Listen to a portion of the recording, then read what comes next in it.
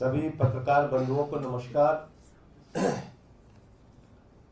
आज की प्रेस वार्ता दो प्रमुख मुद्दों पर है। पहला तो ये कि 3 बार के निर्वाचित मुख्यमंत्री अरविंद केजरीवाल जी के साथ और पंजाब जैसे सूबे के मुख्यमंत्री भगवंत मान जी के साथ जो कल जेल में व्यवहार किया गया, उसके बारे में अपनी बात रखूंगा। और दूसरा विषय, भारत के प्रधानमंत्री जी ने कल अपने इंटरव्यू में बहुत सारे मुद्दे उठाए हैं, जिसका बिंदुवार आपके सामने मैं जवाब दूंगा। अरविंद केजरीवाल जी ने देश की जनता के लिए, दिल्ली की जनता के लिए, जिस जनता के लिए उन्होंने एक बेटे भाई की तरह काम किया,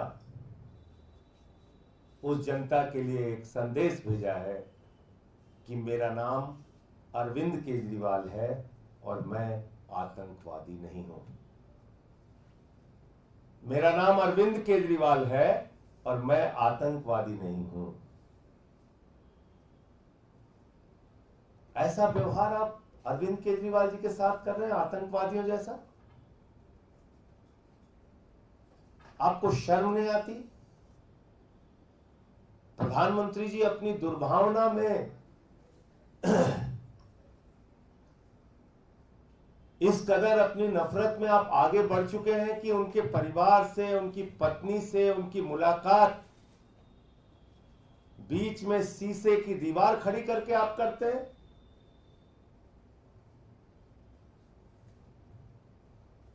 पंजाब जैसे सूबे के मुख्यमंत्री, जिनको Z+ श्रेणी की सुरक्षा प्राप्त है, दिल्ली के 3 बार के निर्वाचित मुख्यमंत्री की मुलाकात आप शीशे की दीवार खड़ी करके कराते हैं।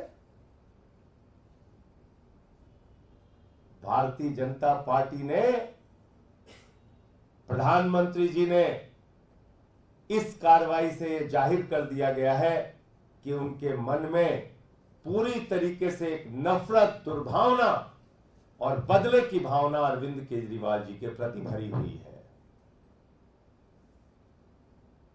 अपने ही देश में अपने ही एक मुख्यमंत्री के साथ ऐसा व्यवहार कर रहे हैं आप प्रधानमंत्री जी।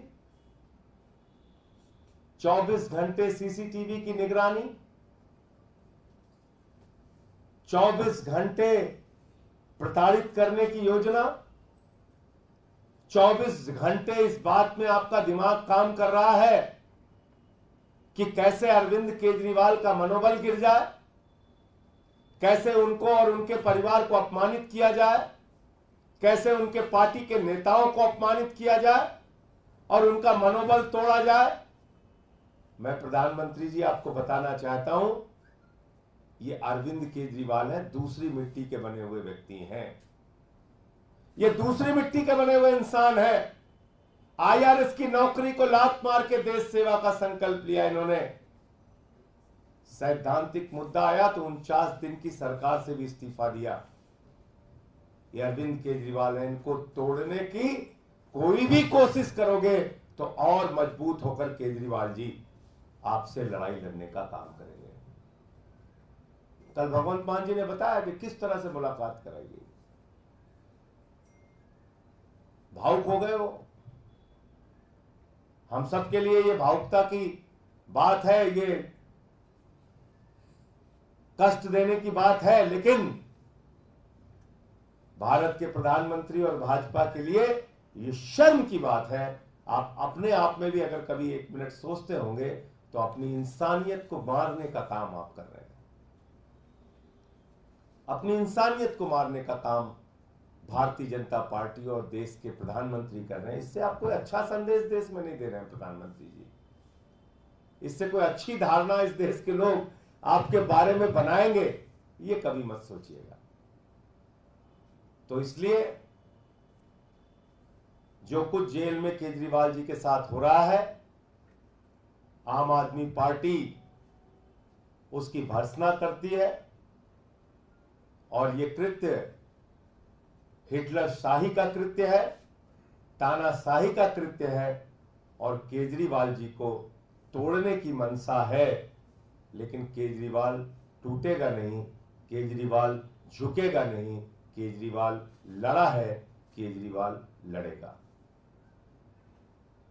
और दिल्ली की जनता के लिए काम करते रहे हैं, काम करते रहेंगे। अब दूसरा विषय, कल भारत के प्रधानमंत्री आदरणीय नरेंद्र मोदी जी ने एक इंटरव्यू दिया, काफी विस्तार से इंटरव्यू दिया। लेकिन उस इंटरव्यू में जो सबसे ज्यादा हैरान करने वाली बात थी, जो सबसे ज्यादा चौंकाने वाली बात थी कि भारत की आजादी के बाद देश का एक प्रधानमंत्री आजादी के बाद के हुए सबसे बड़े महाघोटाले को खुलेआम डिफेंड कर रहा है। भारत के प्रधानमंत्री इलेक्टोरल बॉन्ड के द्वारा भारतीय जनता पार्टी के द्वारा ली गई रिश्वत को, इलेक्टोरल बॉन्ड के महाघोटाले को, जिसमें सर से लेकर पांव तक भारतीय जनता पार्टी डूबी हुई है, उस घोटाले और उस भ्रष्टाचार को देश के प्रधानमंत्री डिफेंड कर रहे हैं। देश के प्रधानमंत्री उसके पक्ष में खड़े हो गए। इलेक्टोरल बॉन्ड पे किसने निर्णय दिया? इलेक्टोरल बॉन्ड को किसने अनकॉन्स्टिट्यूशनल कहा? इलेक्टोरल बॉन्ड को किसने अवैध कहा? किसी पॉलिटिकल पार्टी में ने नहीं कहा प्रधानमंत्री जी। भारत के सर्वोच्च न्यायालय के 5 जजों की खंडपीठ ने कहा, सर्वोच्च न्यायालय के 5 जजों की खंडपीठ ने कहा कि इलेक्टोरल बॉन्ड असंवैधानिक है और अवैध है। आपने सुप्रीम कोर्ट का भी अपमान किया। भारत के प्रधानमंत्री को देश के सुप्रीम कोर्ट से माफी मांगनी चाहिए। भारत के प्रधानमंत्री को सुप्रीम कोर्ट के फैसले की आलोचना करने के लिए और इलेक्टोरल बॉन्ड के भारतीय जनता पार्टी के भ्रष्टाचार को डिफेंड करने के लिए इस देश की जनता से माफी मांगनी चाहिए। खुलेआम आपकी पार्टी ने रिश्वत लिया। 3 बार आपने प्रयास किया कि ये घोटाला खुलने ना पाए। वो तो धन्यवाद है सर्वोच्च न्यायालय का कि उन्होंने कहा नहीं, देश के सामने जाहिर करो किस कंपनी ने तुम्हें कितना पैसा, कितना रिश्वत, कितना घोटाले का रकम आपको दिया है। और जब पता चला तो देश के सामने पूरा सच बीजेपी का आया। इस देश की आजादी के बाद मैं बार बार कहता हूं, देश की सबसे भ्रष्ट पार्टी का नाम है भारतीय जनता पार्टी। देश की सबसे भ्रष्ट सरकार का नाम है बीजेपी सरकार। और यह तो प्रमाणित हो गया। खुद प्रधानमंत्री डिफेंड कर रहे हैं, इलेक्टोरल बॉन्ड को डिफेंड कर रहे हैं, सुप्रीम कोर्ट के ऑर्डर के खिलाफ बोल रहे हैं प्रधानमंत्री। यह हैरान करने वाली बात है। और कैमरे पे प्रधानमंत्री झूठ बोल रहे हैं। हालांकि झूठ बोलने में बीजेपी को महारत है, इसमें मुझे कोई आश्चर्य नहीं है। उनकी पार्टी का नाम ही है भारतीय झूठा पार्टी। लेकिन आप देखिए, प्रधानमंत्री कह रहे हैं अरे हमें तो इतना ही पैसा मिला, उतना ही पैसा मिला। नहीं मान्यवर, आपकी अकेली पार्टी को 65% धन मिला है। 65% इलेक्टोरल बॉन्ड के 65% रिश्वत अकेले बीजेपी को मिली है। इलेक्टोरल बॉन्ड के जरिए 65% इलेक्टोरल बॉन्ड के जरिए 65% की धनराशि, रिश्वत की रकम अकेले भारतीय जनता पार्टी को मिली है। और आपका तो मनी ट्रेल भी पकड़ लिया गया। शराब घोटाले के मुख्य घोटालेबाज शरद रेड्डी से 60 करोड़ रुपए भारतीय जनता पार्टी ने लिया है। शराब घोटाले में तो आप शामिल है प्रधानमंत्री जी, आपकी पार्टी शामिल है। रिश्वत तो आप लोगों ने ली है। और इतनी सारी कंपनियों की डिटेल आ गए, अब भी आप बेशर्मी से डिफेंड कर रहे हैं।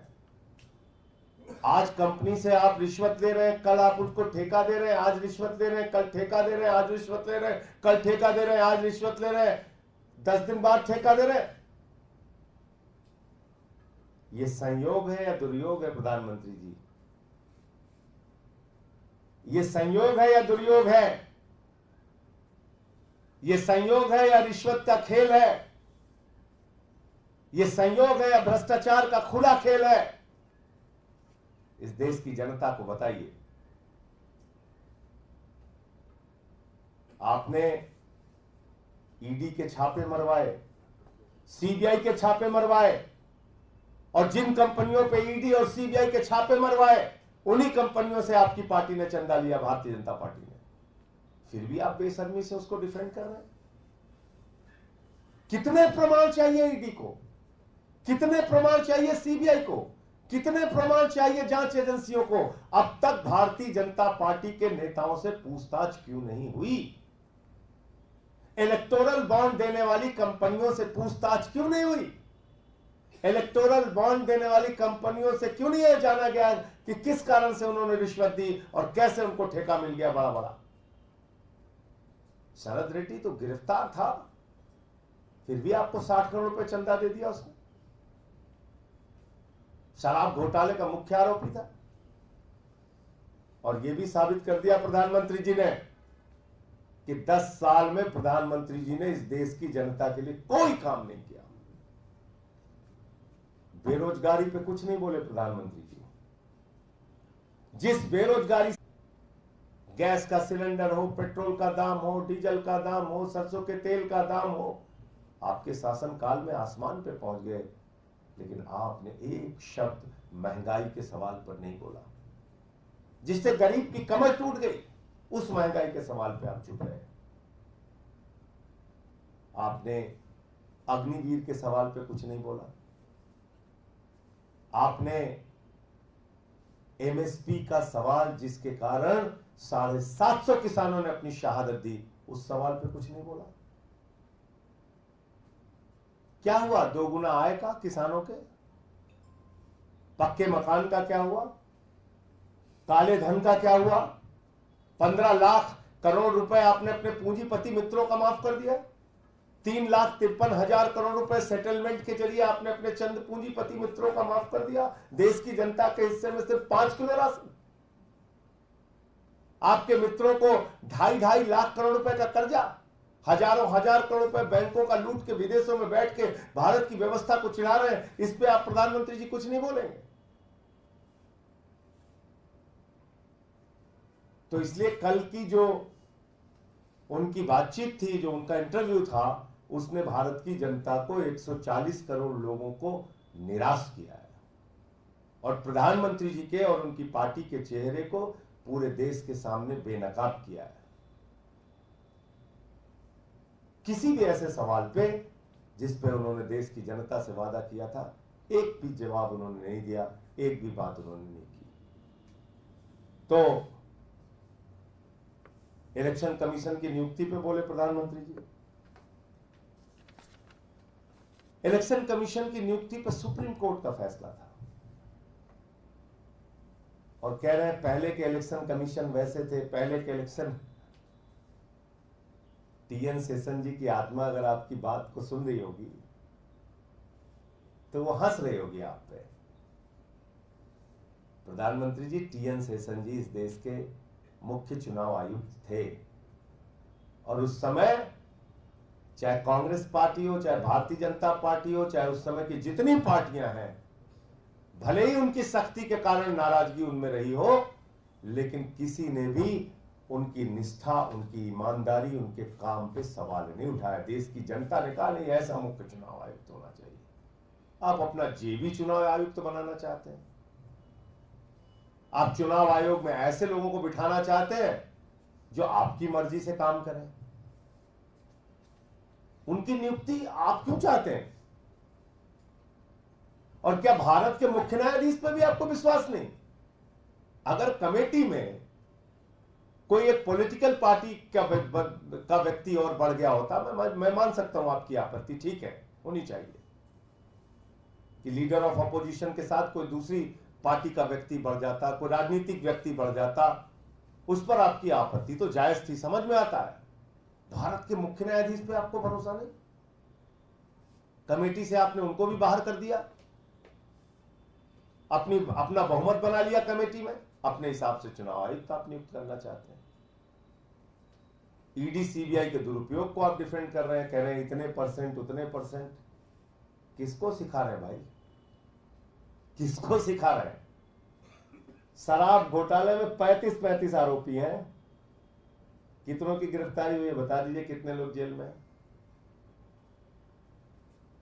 राजनीतिक व्यक्ति 3-4 आप अंदर करते हैं, बाकी जो गैर राजनीतिक होते हैं उनको अप्रूवर बना के बाईपास करके छोड़ देते हैं। फिर कहते हैं देखिए हमने तो सिर्फ 3% नेताओं पे कार्रवाई की है। अच्छा, कुल कितनी कार्रवाई की है? कुल कितना कन्विक्शन रेट है ईडी का? 0.5%। इस देश की जनता को पता होना चाहिए 0.5% ईडी का कन्विक्शन रेट है। 8,000 छापेमारी की है उन्होंने 10 साल में। तो आप मुझे बताइए, आप ईडी सीबीआई की कार्रवाई को डिफेंड कर रहे हैं?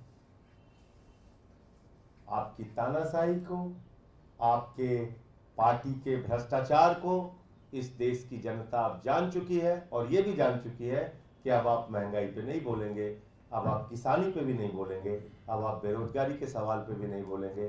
क्या ललकार के आप 14 के पहले कहते थे घर से निकलना तो सिलेंडर देख के जाना, इस बार तो आपने नहीं बोला प्रधानमंत्री जी।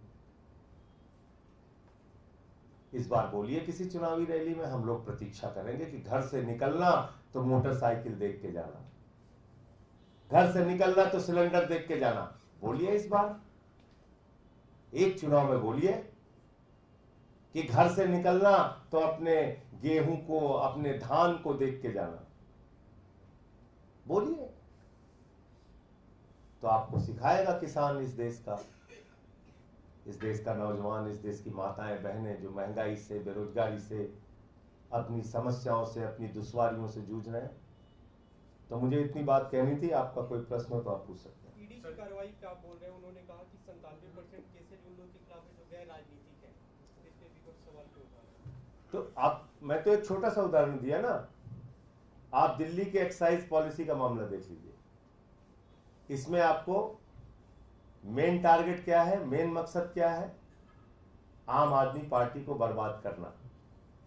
और इसमें गैर राजनीतिक व्यक्तियों की गिरफ्तारियां तो ज्यादा है, 35 आरोपी हैं इसमें। और राजनीतिक व्यक्ति में अरविंद केजरीवाल हो गए, मनीष सिसोदिया हो गए, संजय सिंह हो गए, और के कविता हो गई, 4। तो 31 तो गैर राजनीतिक हो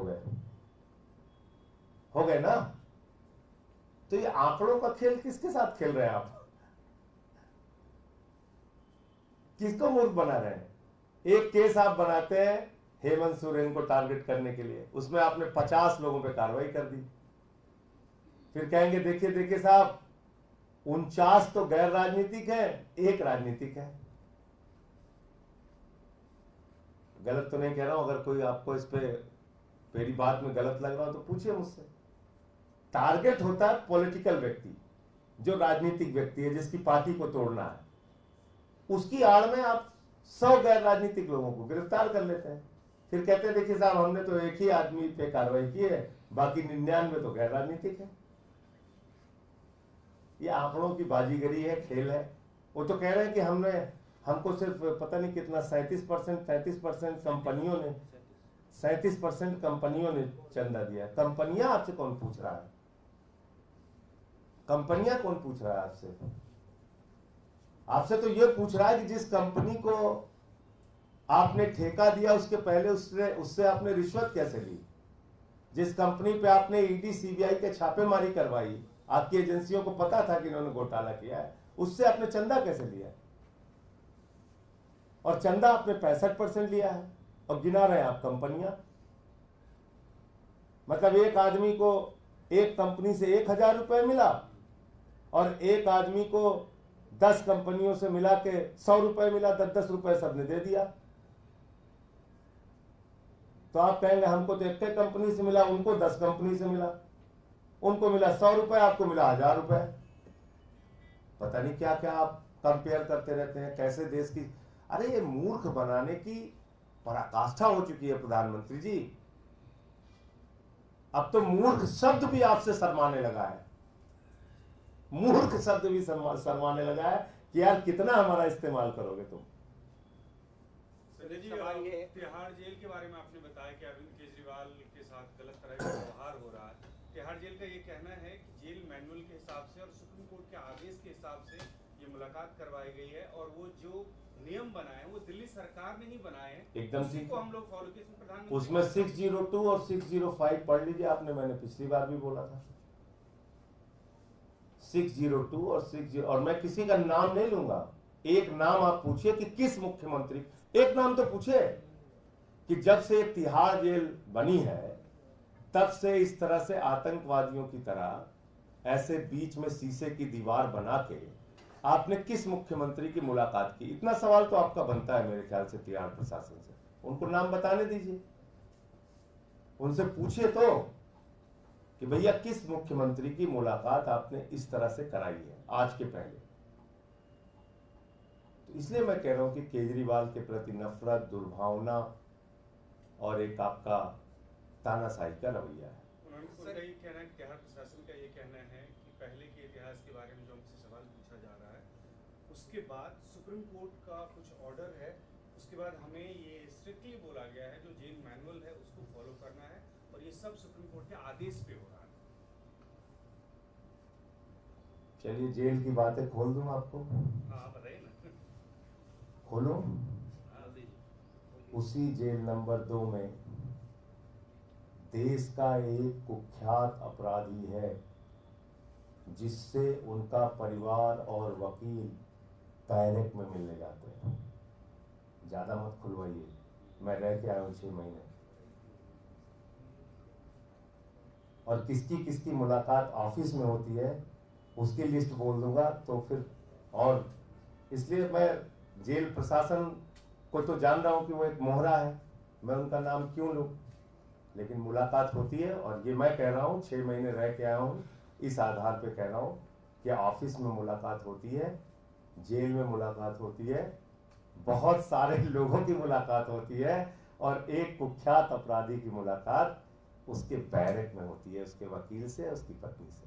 तो नाम भी बता दीजिए। छोड़ दीजिए, सर आप पता कीजिए कुछ काम, विदेश से लाया गया यही पकड़ा गया। कुछ काम आप कीजिए, सर एक सवाल, कुछ काम आप कीजिए, लेकिन इसके बाद प्रधानमंत्री जी से मौका लगे तो पूछ लीजिएगा कि भाई वो कुख्यात अपराधी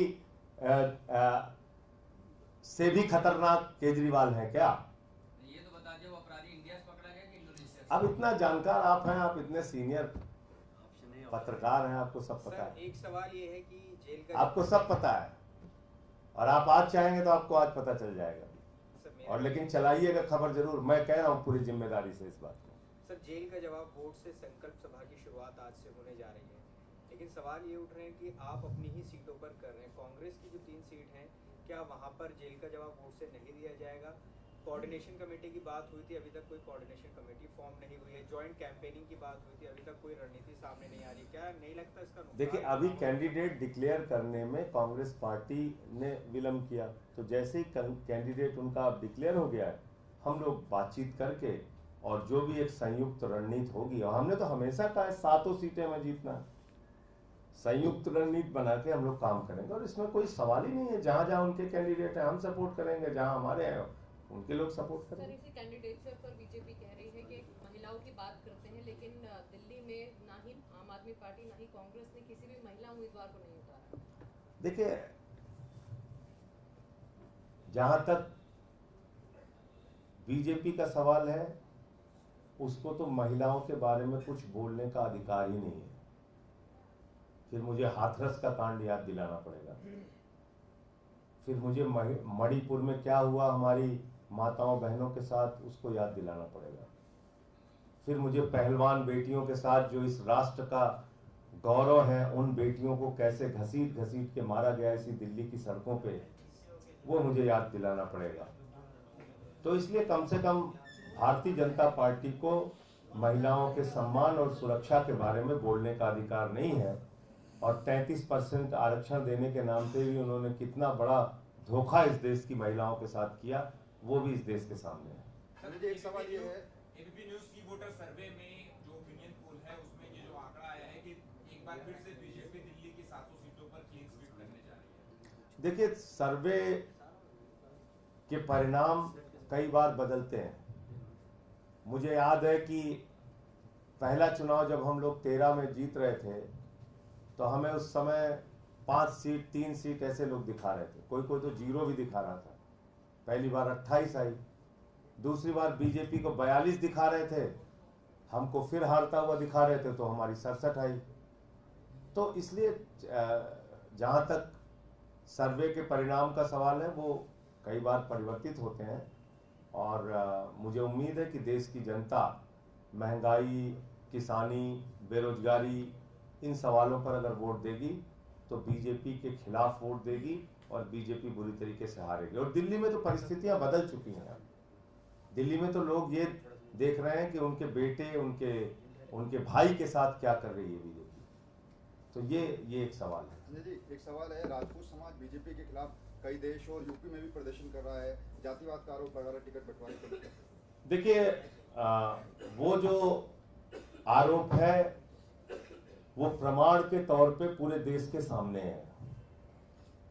भारत सरकार के केंद्रीय मंत्री रूपाला जी क्षत्रिय समाज के बहु बेटियों पे सवाल उठा रहे हैं। ये भारतीय जनता पार्टी की मानसिकता है। आप क्षत्रिय समाज के बहु बेटियों के ऊपर सवाल उठा रहे हैं? उनके त्याग और बलिदान आपको याद नहीं? किस तरह से उन्होंने संघर्ष किया, लड़ाई लड़ी मुगलों से, अंग्रेजों से, ये याद नहीं आपको? इतनी घटिया मानसिकता आपकी। अरे हम लोगों से लड़िए ना, हमारे परिवारों पर क्यों सवाल उठा रहे हैं? तो इसलिए बीजेपी को बहुत साफ शब्दों में कहना चाहता हूं, लड़ाई लड़ना है हमसे लड़ो। हमारे समाज की बहु बेटियों पे सवाल उठाओगे, कतई बर्दाश्त नहीं किया जाएगा, सूद समेत उसका जवाब दिया जाएगा। आपने मजाक बना रखा है। इतना अपमान। आज पूरे देश का क्षत्रिय समाज आक्रोशित है, आंदोलित है, लाखों लाखों की सभाएं हो रही हैं और चुनाव में सूद समेत जवाब देने के लिए क्षत्रिय समाज तैयार है। आप हम लोगों से लड़िए भाई। बहु बेटियों तक पहुंच गए आप लोग। इतना आपका दिमाग खराब हो गया, तो ये गलत बात है।